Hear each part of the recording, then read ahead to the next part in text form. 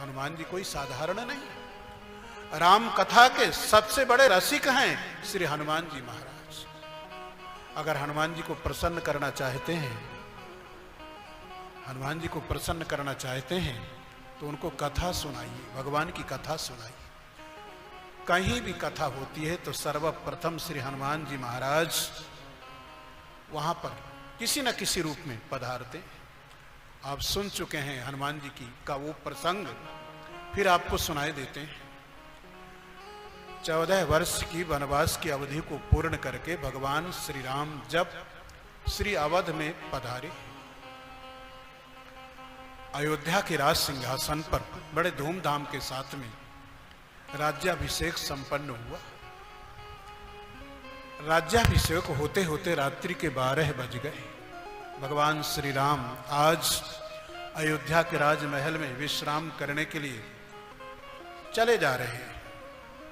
हनुमान जी पीछे पीछे चल रहे हैं। हनुमान जी तो भगवान राम किससे अलग होकर के रह नहीं सकते। भगवान श्री राम आगे आगे, हनुमान जी पीछे पीछे चल रहे हैं। भगवान श्री राघवेंद्र सरकार अयोध्या के राजमहल में प्रवेश कर गए।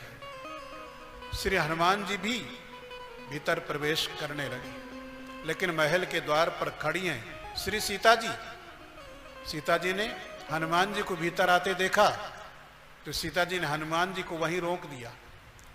सीता जी कहने लगी, नहीं हनुमान, तुम इस महल के भीतर प्रवेश नहीं कर सकते। हनुमान जी ने कहा, क्यों मां? वन में नित्य का मेरा नियम था। भगवान श्री राघवेंद्र सरकार जिस वृक्ष के नीचे लेटते थे, मैं भगवान की चरण सेवा करता था और भगवान के चरणों की तरफ मैं भी जमीन पर लेट जाया करता था। तो अयोध्या की इस राजमहल में मैं भगवान की चरण सेवा क्यों नहीं कर सकता? सीता जी ने कहा, हनुमान तुम तो पूरे बंदर की बंदर ही ठहरे। अरे वन की बात और थी, ये अयोध्या का राजमहल है। अयोध्या की इस राजमहल में भगवान की चरण सेवा वो कर सकता है जिसके मस्तक पर सिंदूर की रेखा लगी।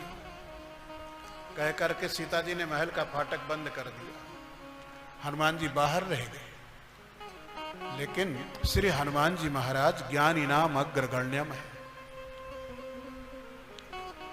ज्ञानियों में अग्रगण्य है। हनुमान जी विचार करने लगे, अगर मस्तक पर सिंदूर लगाने मात्र से भगवान की चरण सेवा मिल सकती है तब तो ये बड़ा सस्ता सौदा है। हनुमान जी एक सेठ जी के पास गए। सेठ जी से कहने लगे, मुझे एक बोरा सिंदूर दे दो। सेठ जी ने कहा, महाराज पूरी गोदाम खोले देता हूं, जितना चाहिए आप ले लो। श्री हनुमान जी ने नीचे से ऊपर तक अपने को सिंदूर में सराबोर किया, नीचे से ऊपर तक सिंदूर का लेप किया। भगवान के महल के द्वार पर गए, आवाज लगाया, फाटक खोलो नहीं तोड़ दूंगा। श्री सीता जी घबरा गई, सोचने लगी ये पर्वतों की बड़ी बड़ी चट्टानों को तोड़ फोड़ करके तहस नहस करके रख देता है, लकड़ी का फाटक इसके लिए क्या है? हड़बड़ा करके सीता जी ने फाटक खोला। अब तो हनुमान जी को पूछने की जरूरत नहीं, क्योंकि प्रमाण पत्र मिल चुका है। वहां तो मस्तक पर पतली सी सिंदूर की रेखा लगाने की बात सीता जी ने कही थी, यहां तो पूरा शरीर सिंदूर से सराबोर है। भीतर प्रवेश कर गए। भगवान श्री राम के सामने जा करके उनके चरणों में साष्टांग प्रणाम करके श्री हनुमान जी निवेदन करने लगे, मेरे प्रभु आप मुझे देखिए, मैं आपको कैसा लगता हूं? भगवान श्री राम ने नीचे से ऊपर तक हनुमान जी को देखा, कहने लगे, हनुमान जी तुम मुझे बड़े प्यारे लगते हो, लेकिन ये बताओ आज ये कौन सी लीला किया? संपूर्ण शरीर में सिंदूर का लेप क्यों कर लिया? श्री हनुमान जी ने बताया, मेरे प्रभु मैं आपकी चरण सेवा करने के लिए महल के भीतर आना चाहता था, लेकिन मेरी मां जानकी ने ये कह करके मुझे बाहर कर दिया, फाटक बंद कर दिया कि जिसके मस्तक पर सिंदूर की रेखा लगी हो वो आपकी चरण सेवा कर सकता है। इसीलिए मैंने संपूर्ण शरीर में सिंदूर का लेप कर लिया। भगवान ने कहा, ठीक है, तो तुम भी अपने मस्तक पर पतली सी सिंदूर की रेखा लगा लेते, संपूर्ण शरीर में सिंदूर लेप करने की क्या जरूरत पड़ गई? श्री हनुमान जी ने बहुत सुंदर बड़ा मधुर भगवान को जवाब दिया। कहने लगे, देखिए भगवान, जिस पत्नी का सौभाग्य, जो पति है वो सीमित कामनाओं को पूर्ण करने वाला नश्वर सांसारिक पति जिस पत्नी को मिले, वो पत्नी अपने मस्तक पर सीमित मात्रा में सिंदूर का लेप करे, लेकिन जिसे अनंत अखंड असीम परब्रह्म परमात्मा पति के रूप में प्राप्त हुआ हो, वो सीमित मात्रा में सिंदूर का लेप क्यों करने लगा? पति का मतलब है पातीति पति ही, जो हमारी रक्षा करे वो पति। भगवान से बढ़कर के पति दूसरा कौन हो सकता है?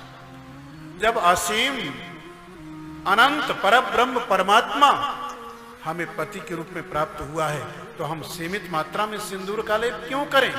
हनुमान जी ने कहा, इसीलिए मैंने असीमित मात्रा में संपूर्ण शरीर में सिंदूर का लेप किया। ऐसे हनुमान जी महाराज एक दिन जो भगवान की चरण की सेवा के बिना नहीं रह सकते। जब भगवान श्री राम हमेशा हमेशा के लिए इस मृत्यु लोक का त्याग करके अपने साकेत धाम को जा रहे थे, सारी अयोध्या भगवान के साथ जा रही थी। भगवान श्री राम ने हनुमान जी को बुलाया, हनुमान जी से कहा, चलो मेरे साथ। हनुमान जी ने मना कर दिया, मैं आपके साथ साकेत धाम को नहीं जा सकता। तो भगवान ने देखा और हनुमान जी से पूछा, हनुमान जी ये इतना परिवर्तन? एक वो दिन था कि उस दिन एक दिन मेरी चरण सेवा के बिना नहीं रह सकते थे, और आज मैं हमेशा हमेशा के लिए इस मृत्यु लोक का त्याग करके अपने साकेत धाम को जा रहा हूं और तुम मना कर रहे हो? हनुमान जी कहने लगे, हाँ भगवान, आप जाइए साकेत धाम को, मैं आपके साथ साकेत धाम को नहीं जा सकता। अगर मैं आपके साथ साकेत धाम को चलता हूं तो भगवान, मुझे मालूम है बड़ा सुंदर महल वहां पर रहने को मिलेगा, सारी सुख सुविधाएं साकेत धाम में प्राप्त होंगी, लेकिन अगर हमारे मन में राम कथा सुनने का संकल्प हुआ तो राम कथा का श्रवण करने के लिए तो साकेत धाम से उतर करके इस मृत्यु लोक में ही आना पड़ेगा। इसलिए वाल्मीकि रामायण में श्री हनुमान जी महाराज कहते हैं, यावत प्रचलिष्यति तव कथा चात्र महीतले।